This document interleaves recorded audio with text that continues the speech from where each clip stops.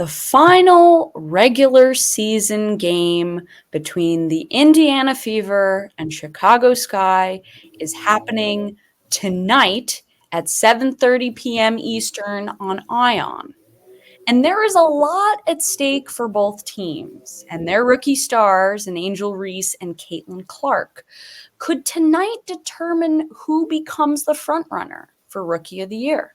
Well, I have Chloe Peterson of the IndyStar here to break all of this down with me. The Locked On Women's Basketball Podcast. It starts right now.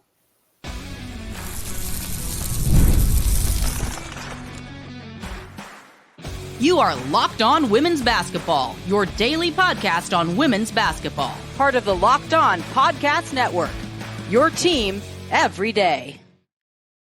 Hello and happy Friday. You are locked onto women's basketball.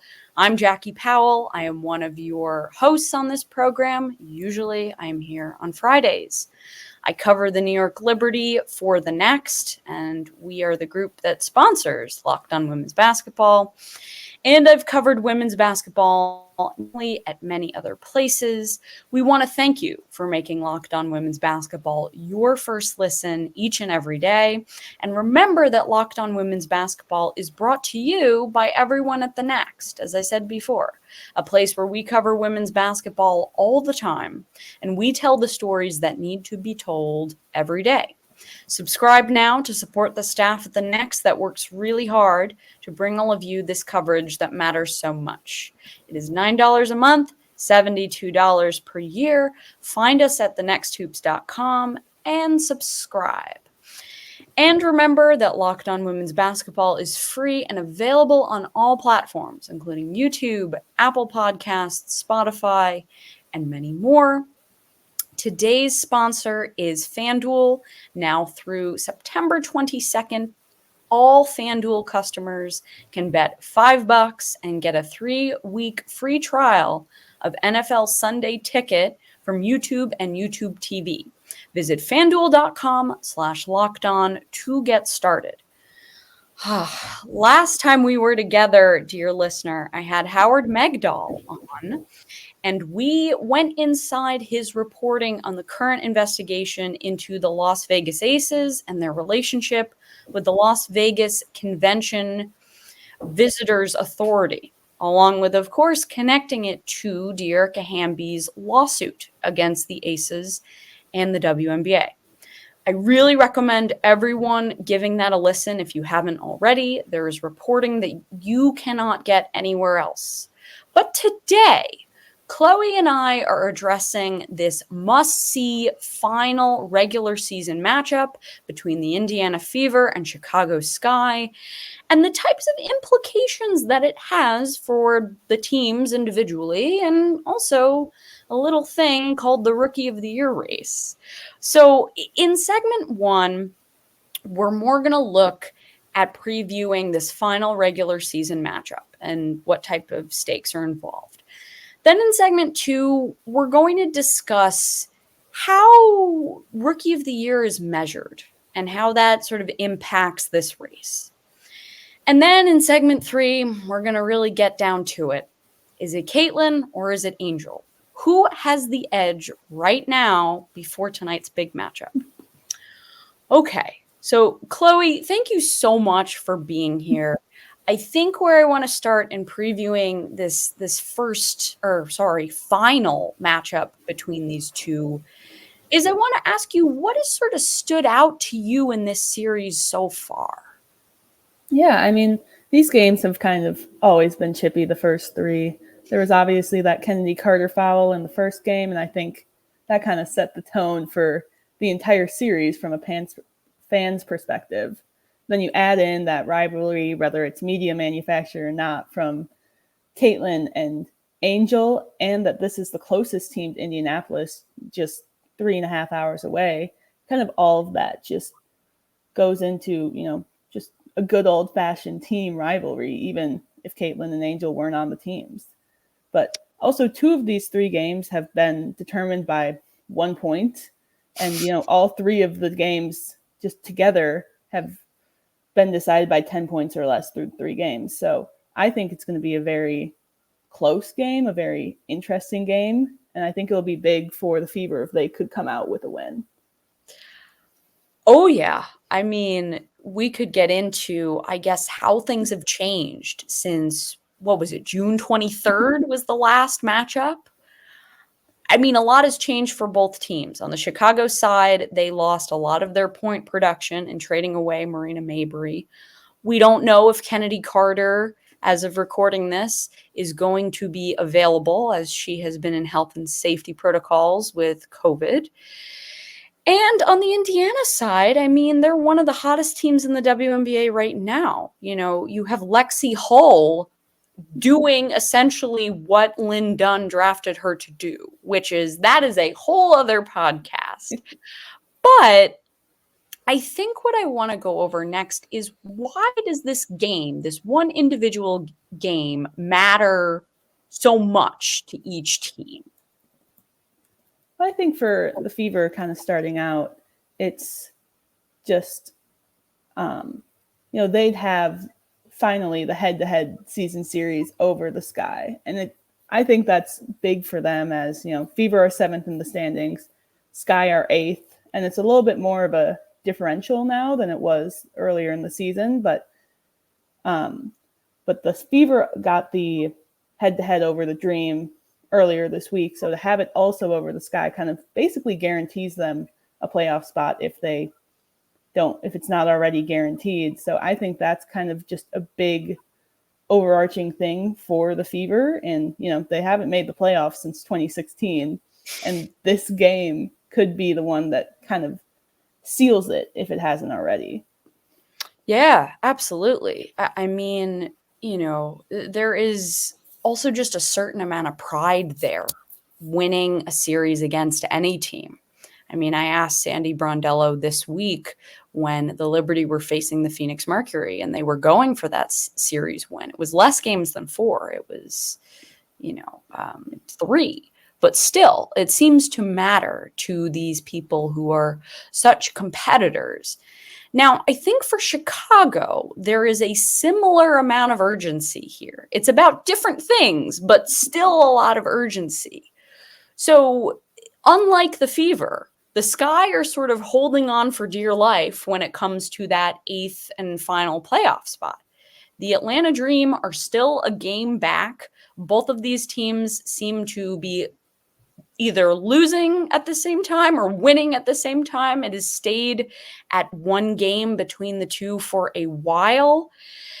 And there's been a lot of chatter online talking about, does the pick swap that the Sky have with the Dallas Wings, does that even matter now? Because the Dallas Wings most likely will miss the playoffs and be in the draft lottery. The answer to that question is yes, it still does matter. Because if the Sky miss the playoffs and are in the draft lottery as well, and if the Sky somehow are picked out of a hat before the Dallas Wings, which could happen because Dallas had an excellent season last year, that could present a pretty big problem where Dallas could still get a higher lottery spot. So there is pressure on the Chicago Sky here because of that pick swap made by James Wade in order to get Marina Mabrey, who is no longer on the roster. Also, Chloe, I'm just curious. I mean, is this game something that could maybe swing this Rookie of the Year race? I mean, we're going to talk about it in the next 2 segments, but is that something that you're thinking about? Yeah, I mean, I think the Rookie of the Year race we can get more into it later, especially with, Angels a forward, Caitlin's a guard. It's kind of really hard to, put them head to head, but these are some of the games where you can just kind of look at them head to head and see, who do you think is performing better in these 4 games that they play? And that might kind of be a determining factor for some people who, they just watch how they react within games too. For sure. Before So we're going to take a quick break, but coming up, we are going to get a little bit more into what you were just saying, which is how is this Rookie of the Year race being measured? Because it's difficult when you have two players that play two completely different positions. But first, I do want to tell our listeners all about our friends at FanDuel, as they were the sponsor for our show. So you've heard us talk a lot about FanDuel, which is America's #1 sports book. Well, we have something a little different for you. Now through September 22nd, all FanDuel customers can bet $5 and get a 3-week free trial of NFL Sunday Ticket from YouTube and YouTube TV. Then with YouTube TV base plan, you'll be able to watch every regular season Sunday afternoon out-of-market game. All you need is a Google account and a current form of payment, and you can cancel anytime. Just visit fanduel.com/lockedon to download America's #1 sportsbook. Thank you, FanDuel, and I also want to tell you all about Apostrophe. So, imposter syndrome is such a thing, right? I mean, one of the biggest things that can lead to a lack of self-confidence or lack of self-esteem is your skin. Everyone sees it. Acne breakouts, rosacea, wrinkles, these can all take a toll on your confidence level. And that's why we're really excited to partner with Apostrophe, a sponsor of this episode. So Apostrophe's goal is to help you feel confident in your own skin. Whether you're dealing with breakouts, signs of aging, acne, scarring, Apostrophe will help you love the skin that you're in. So how does it work? Apostrophe is an online platform that connects you with an expert dermatology team to get customized acne treatment for your unique skin. And so through the online portal, what you do is you fill out an online consultation about your skin goals and medical history, and then you snap some pictures or selfies, and a dermatology provider will create a customized treatment just for you. So Apostrophe has been really helpful for me when it comes to helping me deal with my hormonal acne. It makes sure that the bumps and blemishes that come up on my skin aren't painful and don't make such a big impression on my face. Apostrophe helps with pimple size and decreases redness. So we have a special deal for our audience. You can get your first visit for only $5 at apostrophe.com/lockedon when you use our code LOCKEDON. That is a savings of $15. The code is only available to our listeners. So to get started, go to apostrophe.com/lockedon and click get started, and you use that code LOCKEDON, and you will get your first visit for only $5. Thank you, Apostrophe. We appreciate you. And now, as we are back with our program, I have Chloe Peterson here. We are talking about this very anticipated matchup tonight between the Indiana Fever and the Chicago Sky and the implications for the Rookie of the Year race. Okay, so Chloe, I think where I want to start is, as we noted at the end of segment 1, this Rookie of the Year race between Angel Reese and Caitlin Clark is very difficult. I think if you could just sort of explain a little bit more why it's so difficult, and also what are some of the ways you're measuring this race? Yeah, I see a lot of people like comparing Angel, Caitlin head to head. And I don't know if that's necessarily fair. They're completely different positions. Angel's obviously a forward, Caitlin's a guard. So I don't really see it as like Angel got more rebounds. That's what she does as a forward. Caitlin got more 3-pointers. That's what she does as a guard. Like, you can't really compare those things head to head, especially this year, obviously. And I know in the past couple years, it's obviously kind of been a one-horse race. Aaliyah Boston was unanimous last year, and then Ryan Howard before that. I think she got all but 3 of the votes. or something like that. But kind of when it comes to the measurement, I was trying to kind of think about this before, and I don't really have a specific measurement, but I like to see it as, kind of who had the most impact on the team's record kind of year by year, not necessarily who has the better record, but who helped them improve the most. Like when it comes to Aaliyah Boston last year, she broke the rookie rebound record, which Angel has already broken this year. But Aaliyah was a main factor in the Fever improving from 5 wins in 2022 to 13 in 2023. So that's kind of, how I'm trying to look at it, because you can't really compare them head to head. For sure. I think that's a really excellent point. I mean, going back to what you were saying about the Rookie of the Year race in years past, I looked at some of the numbers, or rather some of the races in the past, and I'm going to make a shout out to Across the Timeline. I will link the reference page that they have to look at all of the voting. And so I was looking at the Rookie of the Year tab, and you go to 2019. That's probably the most recent close race between Nafisa Collier, who got 67% of the vote, and then you have Arike Ogunbowale, who got 32% of the vote. That is a lot closer than the 2 races you just mentioned with Aaliyah Boston and Ryan Howard. But still, that's not really that close. And I could see this year's race blowing that out of the water. I mean, the closest thing, or rather the closest race for Rookie of the Year that we've seen in WNBA history was in 1998, if you could believe it. The second year of the league, the first time they were giving out this award, it was when Tracy Reed of the Charlotte Sting got 44% of the vote to the Detroit Shock's Corey Helende's 40%. So the reason I say this is that we have not seen a race like this in a very long time. Almost over 20 years, almost 30 years at this point.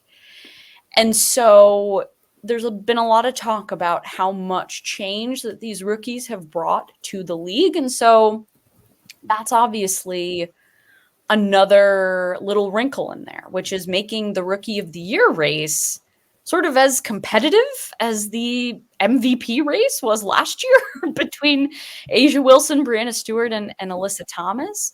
So I think, Chloe, what I also want to ask you is, how much are you looking at some of the nitty-gritty advanced stats, like win shares and player efficiency rating? How much do you sort of assess that? Honestly, I don't really look at it too much when it comes to, races like this. I think, I don't know, I think I like to look more at, just the straight up stats, and kind of, obviously it's hard with these two, but you just have to compare, is Caitlin doing better than she should be, getting rebounds? Is Angel doing better at, some other things that, are not necessarily what a forward would do? It's like, who's kind of more of the all around player I would think is what I'm kind of more looking at. No, and that's a really interesting point. And the thing that I will say, because I've looked at some of these very nitpicky, or not nitpicky, I don't think that's the word. I'll say specific, very specific advanced stats. And so Neil Payne at ESPN.com, again, I will attach this to the show notes so you all can see and take a look. What he looks at is he looks at win shares, he looks at player efficiency rating, and he looks at something else, which is called Raptor. And so what's interesting about the win shares part, and win shares is not a perfect stat. It is not. I will say that. I know our host, Howard Megdal, uses it quite a bit. One of our other hosts, M. Adler, does not like the win share stat. But what it does show is it does show some two-way player metrics, right? So what's interesting here is that total win shares, Angel Reese leads 2.9 to Clark's 2.0. And so what's interesting in there is you're able to see, and I'll pull this up via Basketball Reference. I believe with Caitlin Clark, most of her win shares are coming on the offensive side. So she's got 1.4 offensive win shares, and then she's got 0.6 defensive. You flip to Angel Reese, and you see under the advanced stats that, so she has less offensive win shares than Caitlin. She is 1.2, but then she is 1.6 defensive. So that's an argument where it's like, okay, you're seeing a little bit more of a balance on the offensive and the defensive side. So that's another argument that people can sort of take here. I think before we get into our third segment, Chloe, I think what I want to ask you is, does this feel like it is an MVP race, but for first-year players? Are you sort of making that comparison when you think about this? Yeah, I think kind of with the fan engagement really might have eclipsed past MVP races, but it kind of just feels like it with, how much people are, just arguing about it on a day-by-day basis. It seems like every time they play, and, they haven't played each other in 2 months, but every time they just play a game, it's like, oh, Angel did this, Caitlin did this, they're my rookie of the year, and that's why.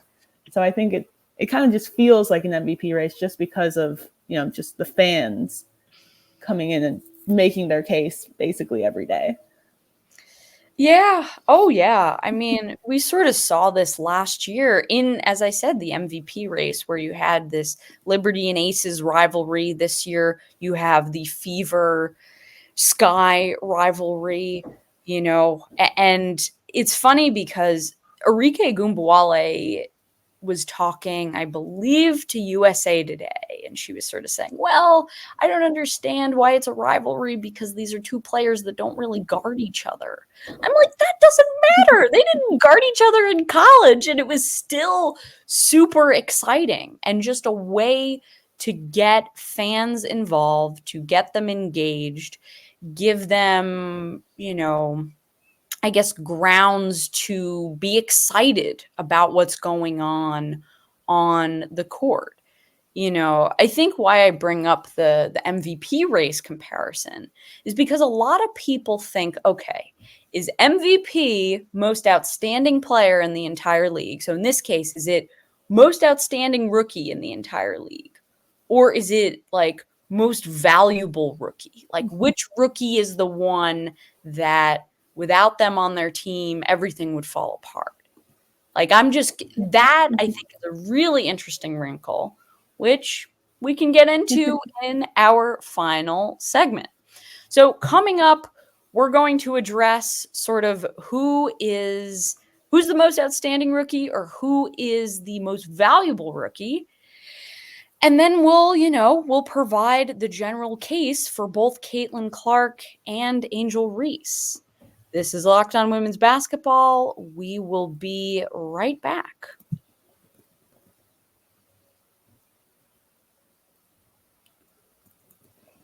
And I am back here with Chloe Peterson of the IndyStar.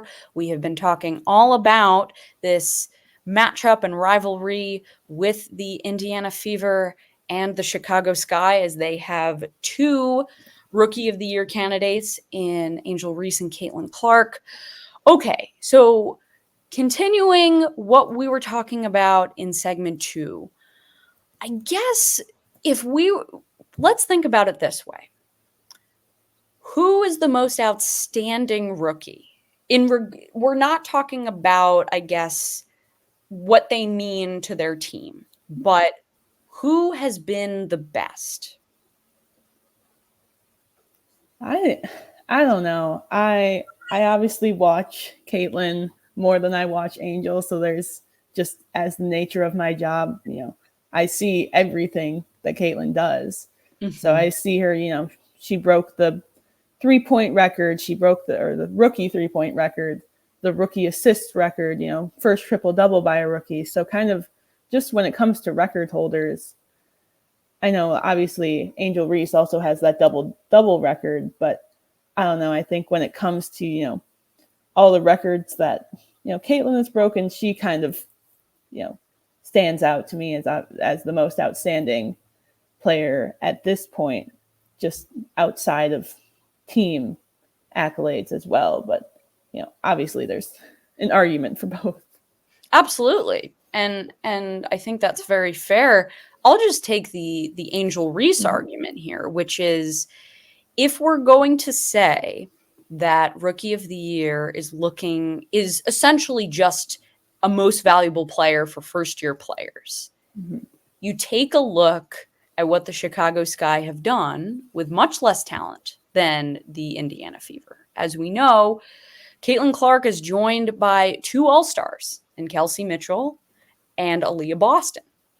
There are a lot of high lottery picks on the Indiana Fever. Meanwhile, that is not the case on the Chicago Sky. I mean, Kennedy Carter was the 3rd overall pick in 2020, but she sort of disappeared from the league and came back. And Camila Cardozo was chosen 3rd in this year's draft, but I don't think there is a number 1 overall pick here. Indiana has 2. So the fact that Angel Reese has done what she has done on a team with much less high-end talent is what is impressive to me. She is essentially, I mean, people give this name to Alyssa Thomas of the Connecticut Sun, but Angel Reese is the engine of the Chicago Sky. As she goes, the team goes. We have spoken about how the Chicago Sky lost Marina Mabry and how she provided a lot of scoring.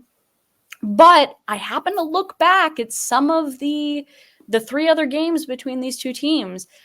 The one game that the Chicago Sky won was one where Mabry was much less of a factor. She only scored 6 points.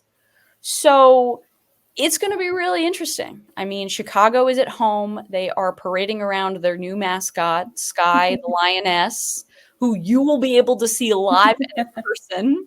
Are you excited to meet Sky? How do you think she's going to match up to Freddie Fever? Well, I remember the first time that I went over to Chicago, I was given a sticker by a random fan that was like, "No more Sky Guy." So I know this campaign has been going on for a while, and I'm glad the fans have finally gotten what they wanted. But it seems interesting to me. I do wonder if it's the same person in the mascot suit of Sky Guy. I guess it can't be, because I know like Sky Guy is going to help or assist Sky the Lioness for the rest of the season. So they've got to have someone different in there. But it'll be interesting to see, how the fans at least react to that when they've gotten their wish of no more Sky Guy.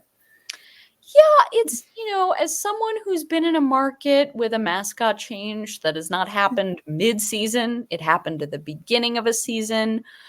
We maybe saw limited appearances with Ellie the elephant and Maddie, the dog, which, I mean, Ellie is a superstar at this point, but yes, Maddie existed, people. They didn't appear a lot together. And so, it's going to be interesting to see. The first time the Lioness was out and about, Sky Guy was there. Be interesting to see how long this partnership goes on for. But anyway, I digress. I think in talking about who has the edge, how much are we going to be looking at not only what happens tonight, but what happens for the rest of the season? I mean, do we think that the final playoff seeding is what is going to really impact voters and who they choose? Yeah, I think obviously there's something to say about getting wins, obviously, especially if both of these teams that are near the bottom of the standings. And I know with the Fever, they've already have their best season since 2016, I believe. So it's the first time since 2016 now that they've had more than 13 wins in a season. And I think that's kind of a big thing that might impact it, whether it should or not. And kind of with the Sky as well. They're struggling a little bit. They were kind of barely in the playoffs last year, and with them going down a little bit and possibly missing the playoffs, it's kind of how much people might ask, how much did Angel affect the team if they're kind of at the same level as they were last year. But then obviously to your point earlier of the Fever have Aaliyah Boston, number 1 pick, Nalissa Smith, number 2 pick, Kelsey Mitchell, number 2 pick. They have a lot more talent around Caitlin than Angel does. But I do think in general, media and fans prioritize offense more than defense when it comes to races just in general between them. So I think Caitlin with, 3-pointers, she's obviously scored more points this season, and that might kind of give her the edge as well, just because, offense is more flashy. And, Caitlin with her 30-point games, her triple-double kind of just has the headlines as well for people. Oh, for sure. For sure. Yeah. Oh, absolutely. I mean, I think the thing I'm going to be looking at as we're in the final, can you believe it? We're in the final 3 weeks of the season. Oh my God. But the thing I'm going to be looking at is, as you said, where did the Fever finish? If they finish at 6th, and it's really possible because they are on the heels of the Phoenix Mercury right now, and the Mercury have not looked good coming out of the Olympic break. If that is a possibility, that tips the scale for Caitlin Clark for sure, because it was projected they'd maybe be an 8th or a 7th seed, but if they could get the 6th and shock people, that's a pretty big deal. But if Angel Reese goes on a tear in these final weeks of the season, if she, leads her team to a win tonight, and if the Sky, if the Sky find a way to jump to 7, which technically would be better than what they were last year. They were 8. I think the race becomes even more close and more complicated. So that's something that I'm going to be looking for. Do the Sky have another gear, or do the Fever just continue to keep on rolling?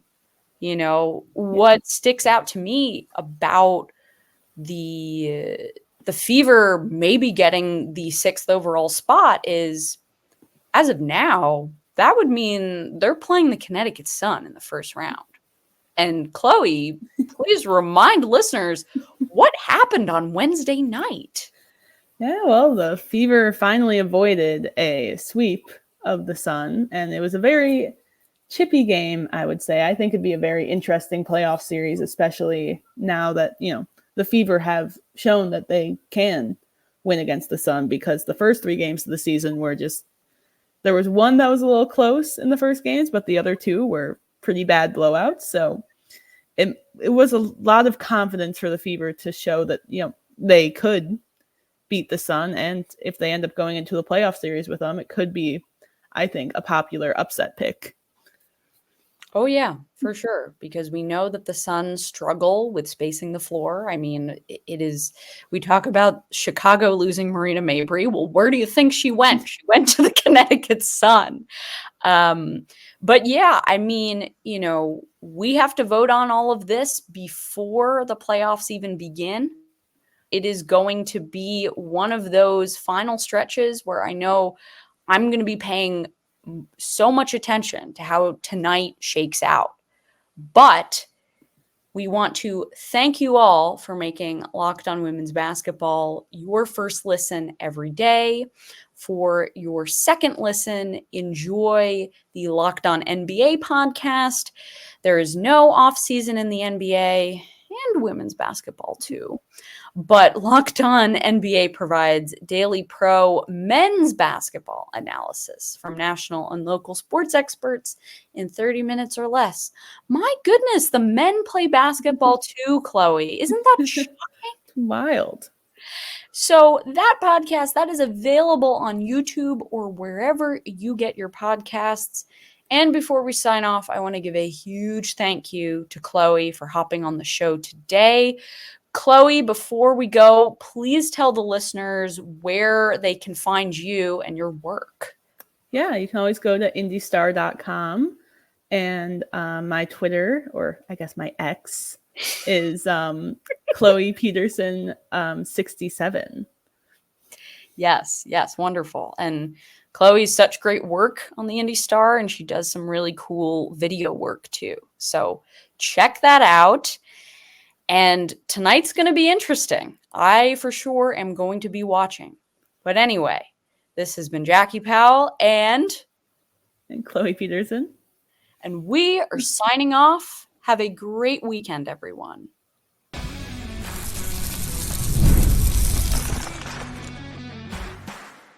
You are Locked On Women's Basketball, your daily podcast on women's basketball. Part of the Locked On Podcast Network. Your team every day.